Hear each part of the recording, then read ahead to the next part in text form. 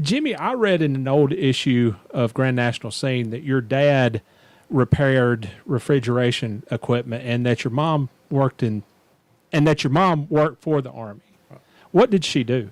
She was records management. I don't know what the records were that she took care of, but the filing system and all that of whatever went on the Army base. What Army base? Redstone Arsenal. Really? Yes. Okay. Well, Huntsville, Alabama. Steve, here's a trivia question for you. Okay. Go ahead. I was born on Redstone Arsenal. You were? Yes. How about that? So there's my early connection to NASCAR already. You and Jimmy. Okay, Jimmy, it's a prerequisite for any Jimmy Means interview, so I'll go ahead and get it out of the way. How did you come up with the nickname Smut? Well, let me start off this, Steve. I'm not sure that I like you. Oh, this is an awesome interview already. 37 years ago, you told me I could hold my fan club meetings in a phone booth. Now, that somebody is feeding you the wrong stuff. I wrote that about Tommy Gale. Well, you wrote about me. Well, you didn't write about me. You told me in person. Oh, well, I felt like we're friends enough that I could do that. Well, okay. All right. Hey, if you got the number of the local law enforcement in case I need to break this up.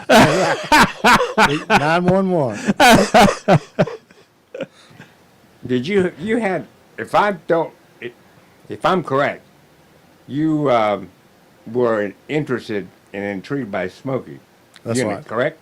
Yep. Well, what about him intrigued you so much? Well, when I first started out wanting I wanted to build a race car first, I guess, before I wanted to drive, but then that was a prerequisite to have a car. So I got intrigued with Smokey and read all the articles that he published on how to build motors and all this sort of stuff. And I got to where I would quote him all the time. And I was fortunate enough to learn from some late model guys back in the day. And I quoted Smokey so much, they said, well, you'll never be a Smokey, so we'll just call you Smut.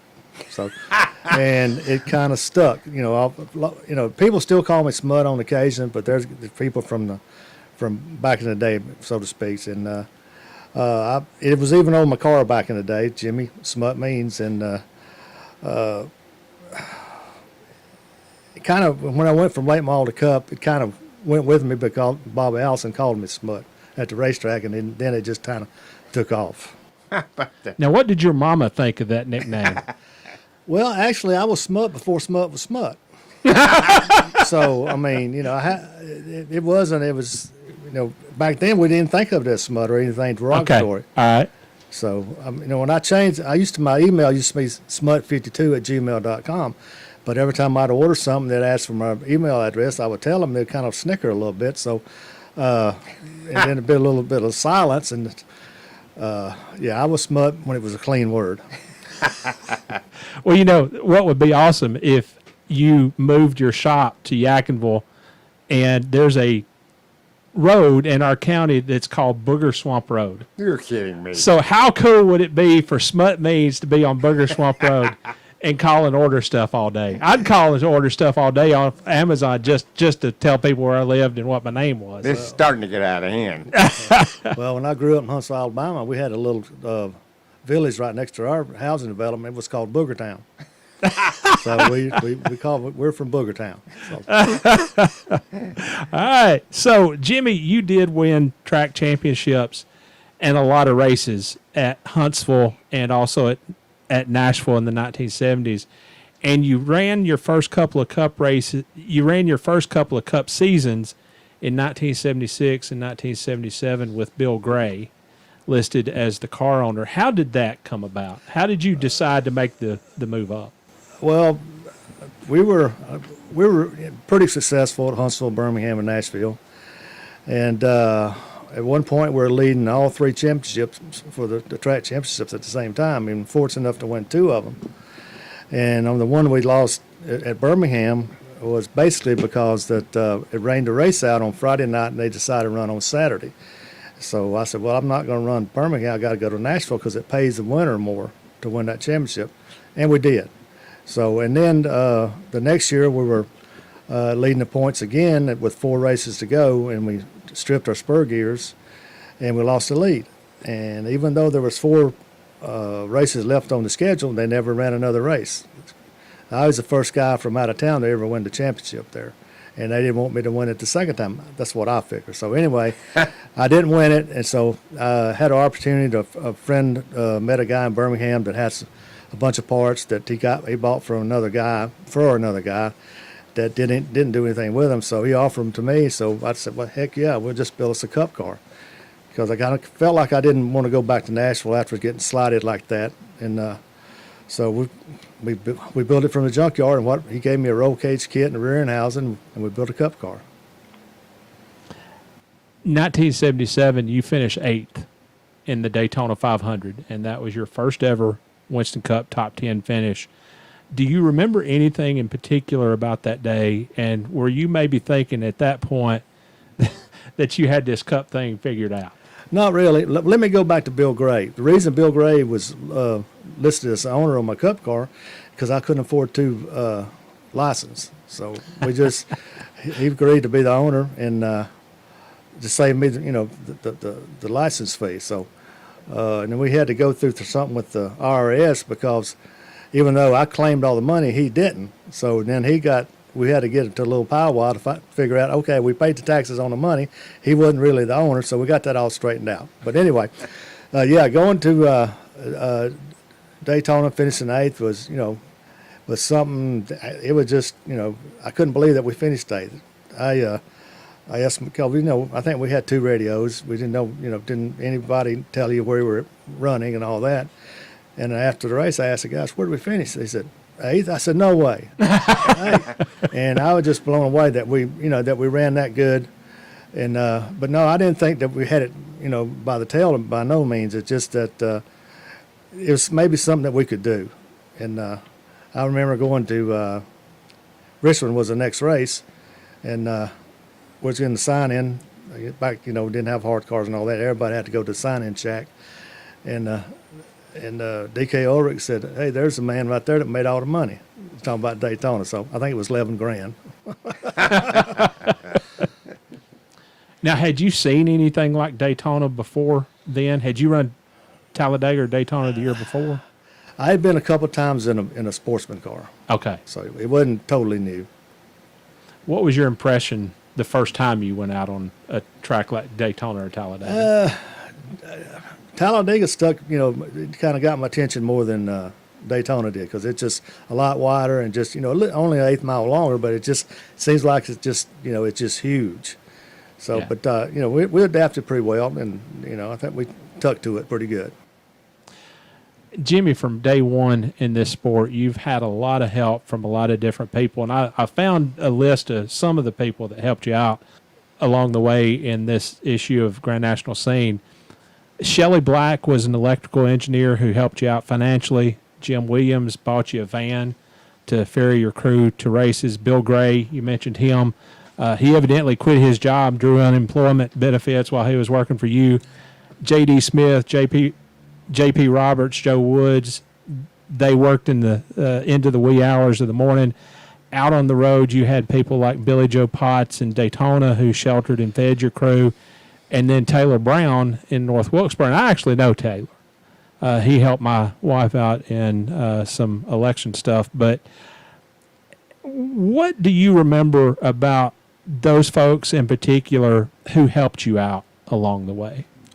Well, first off, we would never made it without those kind of people to help us. And that's the way we make it today. We still have individuals at different parts of the country that will, that bought their license, they will come to help us. So, in those days, all the independents, they probably had one guy that went with them. I had one guy that went with them. J.D. McDuffie had one guy.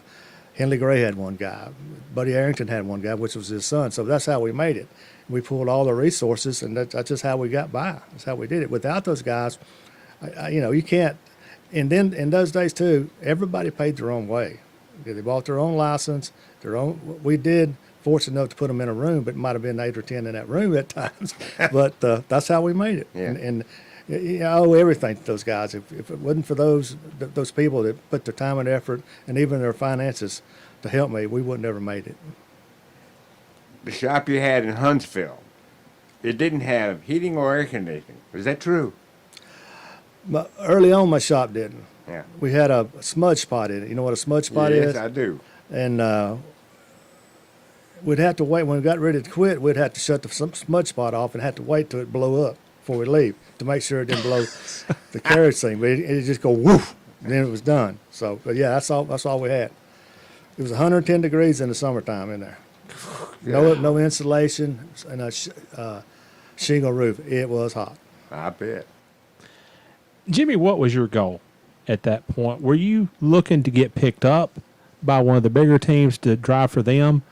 Or were you really and truly trying to make it on your own and do your own thing and be your own boss? Well, I never looked that far ahead. Basically, when I got into this on the Cup side of it, I was impressed with Cecil Gordon.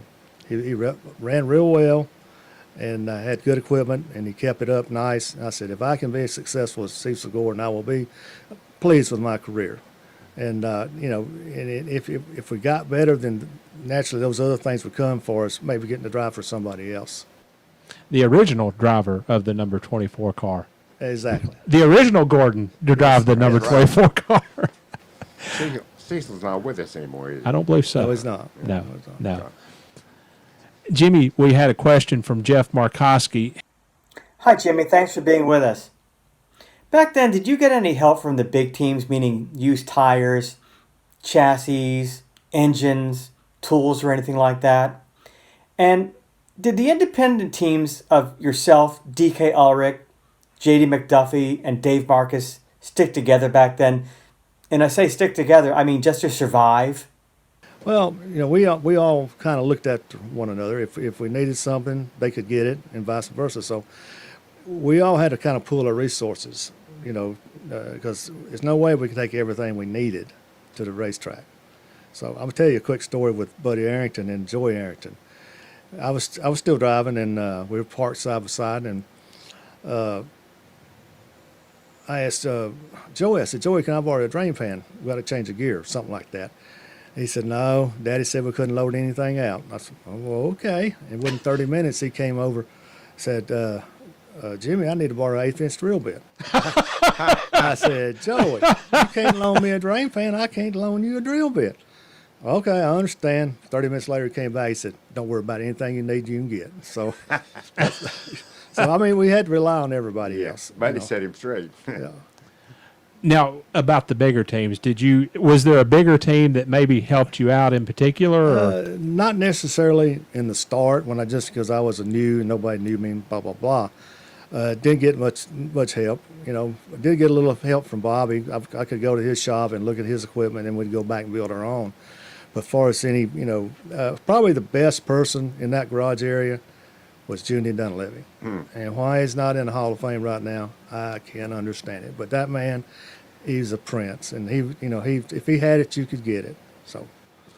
Now, when it came to the teams like you guys and JD and Junie and some of those teams, as much as you looked out for each other, though, was there a competition amongst you guys? Oh yeah, definitely. We tried to be the best of the independents. There was probably 8 or 10 we call funded guys, and there was probably 25 or 30 independents, and we wanted to be the best one of those guys. Okay, all right. Well, along those lines, as well as you'd run at Huntsville and Nashville, how difficult for you was it to manage your own expectations once you made the move to Cup? I mean, you went from one stratosphere to quite different one. The last year I ran late model sportsman, we won. We took in like $35,000. And the first year of Cup, I won $19,000. So we about starved to death. So my expectations at that time were just to eat and survive. So, being racing out of Alabama and all the races being Nashville and Talladega was the closest race to us, 2 hours away. And all the others were 8 to 10 to 17. Richmond was like 16 or 17 hours, and we ran on Sunday, got back Monday morning, and then again we had to leave on Wednesday night because then we had 2 or 3 rounds of qualifying, Thursday, Friday, and Saturday. Yeah. So, it was tough. Our next question is from Matt Elliott. I know you've done NASCAR your whole career. You've been a driver owner. I know you've probably done dirt track, late model, all that good stuff. Has there ever been a different type of racing that has ever interested you, where you thought, man, I'd really like to run an IndyCar, or I'd really like to run a Formula One, or anything like that? You've had that, Matt. You've had that hat a long time, so I hope it's in better shape than mine. But keep it clean. No, actually not. I've never drove dirt in my life and never had any kind of inkling to drive an Indy car. But I mean, I've never even been to Indy. I would like to go and watch a race, But I never thought, never crossed my mind. Well, 1983 Talladega, you finished 7th on the lead lap. Now, what do you remember about that day? Well, we had to use a provisional to make the race to start with. I didn't know that. Wow. Yeah, we started 42nd or 43rd, and went around a few laps, and then there was a caution. We topped off with fuel. The leaders didn't pit, so went back green, and there wasn't another caution before they needed gas, so they pitted for gas. I got lapped. They pitted for gas, for fuel and everything else, but I'd had enough to go past that point of the caution to the next caution, and they had to pit for fuel and tires. And I got my lap back when they pitted. And then from then on, every time I needed a caution, it came out. They got 50 yards behind me one time to lap me. Caution came out.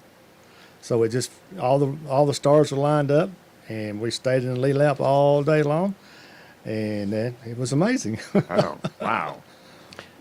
Well, at what point did you move here to Forest City, and what was your reasoning for making that move? Well, like we talked earlier, it was just killing us to drive to all the races, and I said I was going to have to quit or move, and I decided to give it a try to move, and moved here because there was two people that here that said, if you move to Forest City, we'll go to work for you, and those people had used to work for help Cecil Gordon. So, and the man Stud Murray, Broadway Motors guy, he was a little bit of financial help back then, and he lived here. So it's hard to move somewhere where you don't have any connections. Right. And I was fortunate enough to have a little bit of connection here. So it's been the best move I ever made for us racing. I should have made it earlier. We have a question from Hallie Emery. My question is, from 1985 to 1988, the Pontiac Grand Prix had 3 different body styles. Could you tell us about the differences in each of those body styles, the handling characteristics, and how that affected your team in terms of having to change from one body style to another? Well, we were fortunate then that Pontiac and General Motors was helping everybody that drove Pontiacs pretty much. So we got all the sheet metal from Pontiac, and we basically all those 3 cars, especially our speedway car, was the same chassis. All those different body styles. So they were pretty much all the same for us. When we went to the an 88 or 89, the car was a lot smaller. But it didn't have a lot of downforce, a lot of grip like maybe the Fords did. So that's when I think 90 we went to Fords just because we couldn't keep up with the Pontiacs anymore. And the Ford was the best move we made too, changing to Fords.